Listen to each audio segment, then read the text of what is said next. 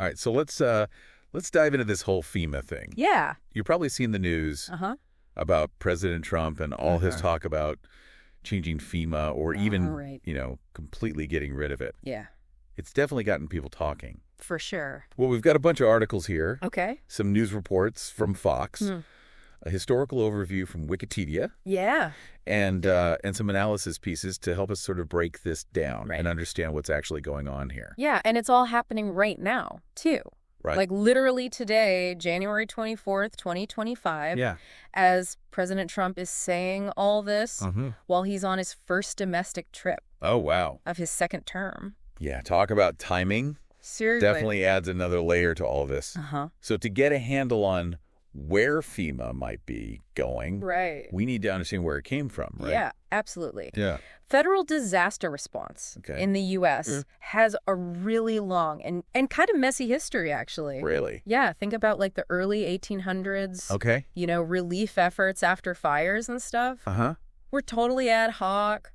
Just cobbled together by like specific laws for each event. So there was no one agency in charge? Nope. For over a century? Not one. Wow. Yeah.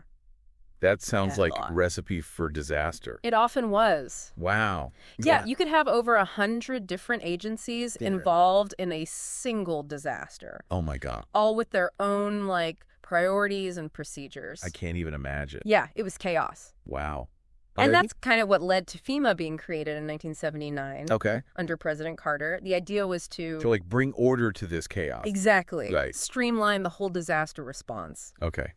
Makes sense. Yeah. But even with those good intentions, right. FEMA's had its struggles. Yeah. Unfortunately, it has. It seems like instead of solving the problem, it kind of became part of the problem. Yeah. Like, think about Hurricane Katrina back in 2005. Oh, yeah. I mean, they were slammed for how slow and disorganized their response was. Totally. Failures in communication, logistics. Yeah. Even like basic stuff like clean water and shelter. It was a mess. Yeah. That really hurt their reputation. For sure, it did. Yeah. It left a lasting mark. And now here we are 20 years later. Right. And President Trump is calling FEMA not good. And saying maybe we should just get rid of it. Yeah. That's a pretty drastic move. It is. I mean, yeah, FEMA's been criticized before. Yeah, it's faced calls for reform. Right. But this feels different. This does feel different. It seems more about, like, dismantling it. Yeah, it's not just tweaking and, like, fixing it. It's like a fundamental shift. Right. Putting the states in charge of disaster response. Okay. So instead of, like, one central agency, we'd have 50 different ways of doing things. Yeah. Basically. I mean, that raises a lot of questions for me. Yeah. What about states that just don't have the resources to handle a major hurricane or an earthquake? That's one of the big concerns that's being debated right now. Like, could this create a situation where some states do great and others are really struggling, just depending on, you know, what they have, their resources, and how prepared they are for a disaster. It gets to the core of how we as a country deal with these things and where the resources go when there's a crisis. Yeah, it's a big question. And it's not just about money and resources either, right? No, it's not. I mean, FEMA has a lot of specialized people and expertise, too. That's true. Like, think about those disaster medical assistance teams or the urban search and rescue teams. Right. Those are highly trained professionals. Yeah, they are. That could be sent anywhere in the country. Could states even do that on their own? That's another big question. Yeah. I mean, managing logistics and handing out supplies, that's one thing. Right. But having the technical skills to do things like search and rescue in a collapsed building or providing emergency medical care in a disaster zone. Right. That's another thing entirely. It seems like there's a lot more to this than just saying states should handle it. A lot more to it. And then you add in what President Trump is actually doing. Right. Like today, he's in North Carolina looking at the damage from Hurricane Helene, which hit over 4 months ago. Yeah. But here's the thing. Okay. The Army Corps of Engineers says only half the debris is cleared. Yeah. And there are thousands of families still living in hotels. Okay. Paid for by FEMA. Interesting. So it's like he's criticizing FEMA. Yeah. But at the same time, he's visiting places where they're actively helping. Right. And he just extended the deadline for those families to stay in those hotels. So he's relying on them. Yeah, it makes you wonder if even he sees the need for some federal help with disaster response. Interesting. Even if he wants to change how it works. It's a little contradictory, isn't it? It is. Yeah, his actions seem to contradict his words, to some extent at least. Yeah. Yeah. And it's not just North Carolina either. He's going to California, too. Okay. To see the wildfire damage. Right. And it feels very political. Yeah, definitely. He's calling out Democrats, saying they don't care about North Carolina. Okay. So this whole FEMA thing is getting mixed up in politics. Oh, absolutely. I mean, this isn't just like a policy debate. Yeah. It's happening in the middle of all this political back and forth. Yeah, it's all tangled up in partisan divides. And don't forget, President Trump isn't even going through Congress for this. You're right. He's using an executive order. Yeah, big questions about presidential power here. Right. And, like making huge changes without any approval from Congress. Right, without any legislative approval. That's a great point. I mean... So what does this order actually do? Okay. Does it just automatically get rid of FEMA? Not quite. Right. It's more like it starts a process. It tells the administration to figure out how this is all going to work. So like the details of the overhaul or? Yeah, or elimination. Okay. They got to figure out the legal stuff, the logistics. Yeah. Talk to experts. Okay. Come up with a plan for giving all this responsibility to the states. That sounds like a huge job. It is. So while they're figuring all that out, FEMA's still doing its thing. Yeah, business as usual for now. Right. Okay. For disasters that are happening now, including the recovery efforts in North Carolina.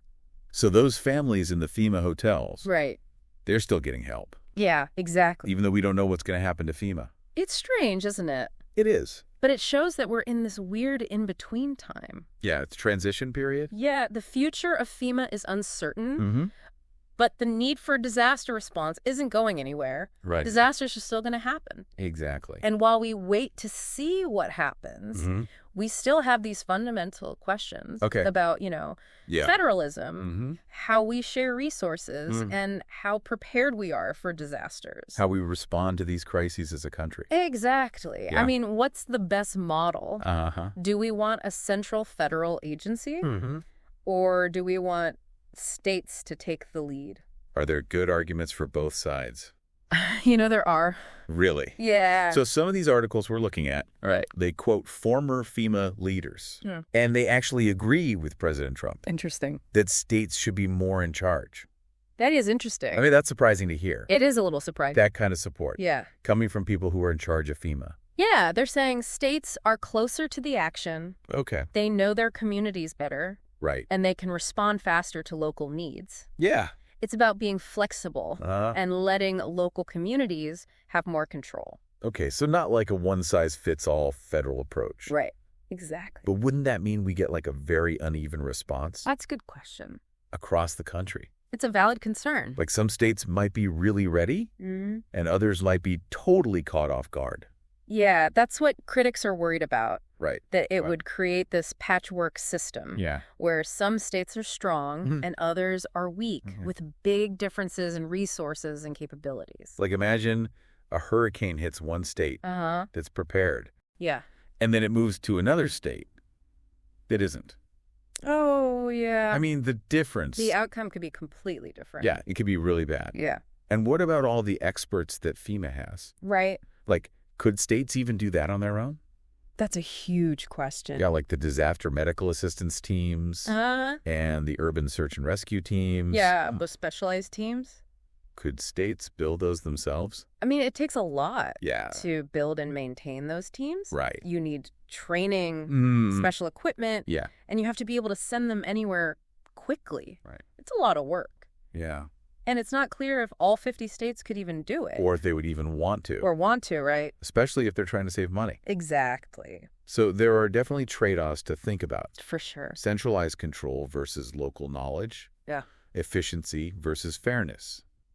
It's a tough one. Doesn't seem like there's an easy answer. No, there's no easy answer. This is complicated. It's a complex issue. There are no simple solutions. It's about finding the right balance. Yeah. And maybe the right approach.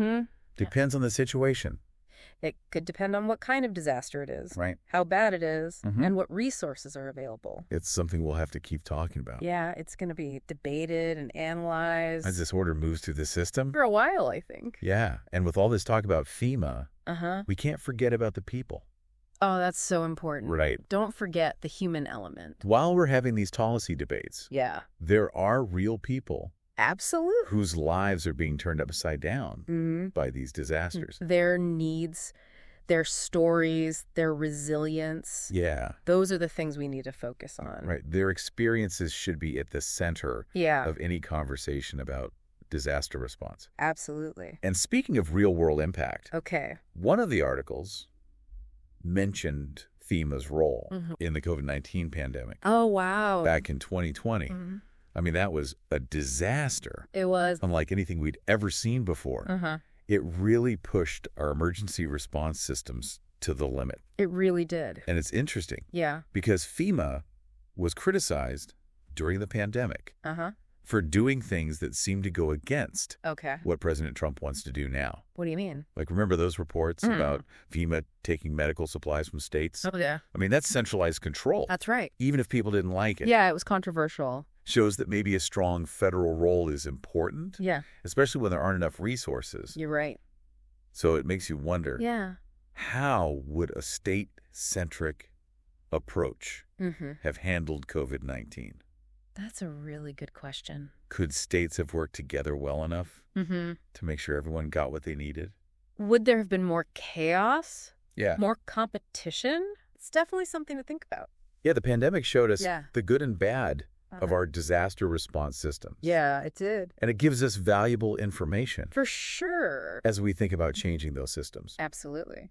So this FEMA debate. Yeah. It's about way more than just one agency. It is. It's about how we as a country respond to any kind of crisis. Yeah. Natural disasters, pandemics, things we haven't even thought of yet. It's about being prepared. Right, being resilient. Taking care of each other when things go wrong. It's about making sure everyone has what they need to recover and rebuild. Absolutely. No matter where they live or what they're facing. That's what it's all about. So it really feels like we're at a turning point in how we deal with disasters in this country. I mean, President Trump's idea to change or get rid of FEMA the start of this debate that goes way beyond FEMA itself. It really has. We're talking about some fundamental questions here. Huge questions. Like, what's the role of the federal government? What's the balance of power between the states and the feds? Right.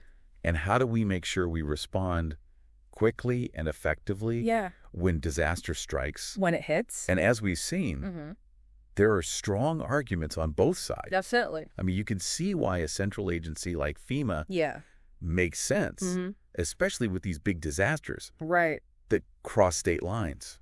Like, you need that coordination. You need that expertise. Exactly. And during COVID, we saw how FEMA could step in and coordinate a nationwide response. Yeah.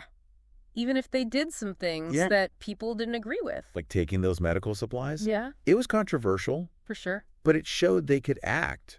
They could. When it was really needed. Yeah. But then there's the other side. Right. Giving states more power. More control. To handle things themselves. Oh. Yeah, that idea that states are closer to their communities. They understand the needs better. Right. They can be more flexible. More adaptable. Yeah. And there are states that have done a great job preparing for disasters. And responding to them. Without relying on FEMA so much. Exactly. Like California with the wildfires. Oh, yeah. They've really stepped up. They've invested a lot. Big time. In resources and planning. They've got sophisticated strategists. Yeah. They've been proactive. For sure. But can every state do that?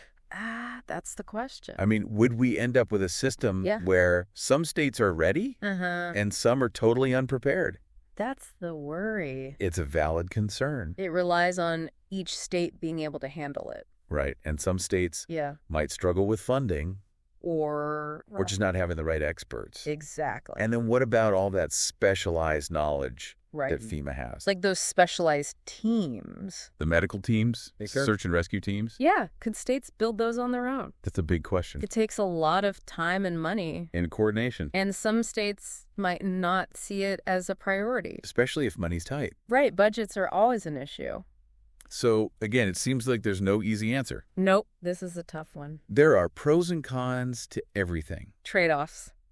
Yeah. And the best way to do things might depend on a lot of factors. Yeah, like what kind of disaster it is. How bad it is. What resources are available. It's not black and white. No, it's complicated. It's a puzzle with lots of pieces. Lots of moving parts. And maybe the right solution is a mix of federal oversight, state leadership. And local involvement. Yeah, getting everyone involved. Working together. In the end, it's about finding that balance. Yeah. So we can respond to disasters quickly, effectively, no matter where they happen. Or who's affected. We need a system that can adapt to new challenges. To new threats. And always put people first. People first. And that's a good place to wrap up. I think so. This deep dive into the potential overhaul of FEMA. It's been a good discussion. We've covered a lot. A lot of ground. Complexities. Arguments. The potential consequences. Yeah, it's a story that's not over yet. It'll be interesting to see what happens. In the coming months and years.